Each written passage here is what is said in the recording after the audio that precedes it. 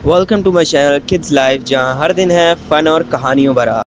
अच्छा बच्चों, आज मैं तुम्हें एक बहुत ही शरारती खरगोश की कहानी सुनाने वाला हूं जिसका नाम है पीटर रेबिट। क्या तुम उसे जानते हो? वो हमेशा मुश्किलात में पड़ जाता है। एक दफा का जिक्र है, पीटर अपनी माँ और 3 बहनों फिलापीसी, मापसी और काटन टील के साथ रहता था।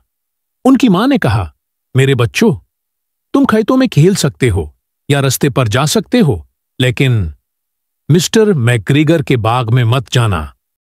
तीनों बहनों ने बात मान ली, लेकिन पीटर वो नहीं, उसने बिल्कुल नहीं सुना। उसने सोचा, हिम्मम, मैं वहां जाकर उन स्वादी सब्जियों को खाऊंगा। पर वो झपट मार के मिस्टर मैकग्रीगर के बाग में दाखिल हो गया। पीटर ने लटूके खाए, चर्रर चर्रर चर्रर, बेंस खा डाले, मंच मंच, मूलियां कुतरे, कड़क कड़क। अवा नहीं, उसका पेट बहुत भर गया था। लेकिन पर कौन आया? जी हां, मिस्टर मैकग्रीगर। और उसने चिल्लाया, रुक जाओ ए चोर खरगोश। पीटर की आंखें खुल गईं। वो इधर भागा, उधर भागा, उसके जूते गिर गए, उसकी जैकेट भी चहोट गई। जरा तसव्वुर तो करो, एक खरगोश बगैर जूतों के भाग रहा हो। आखिरकार हनपता कांपता पीटर दरवाजा ढूंढता हुआ इसमें से निकल गया। होफ, बच गया।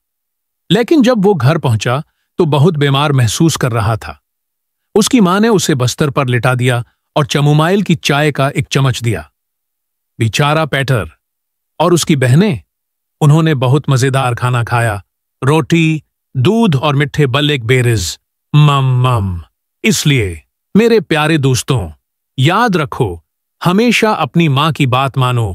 अगर कहानी पसंद आई हो तो लाइक एंड सब्सक्राइब करना मत भूलिएगा। शुक्रिया।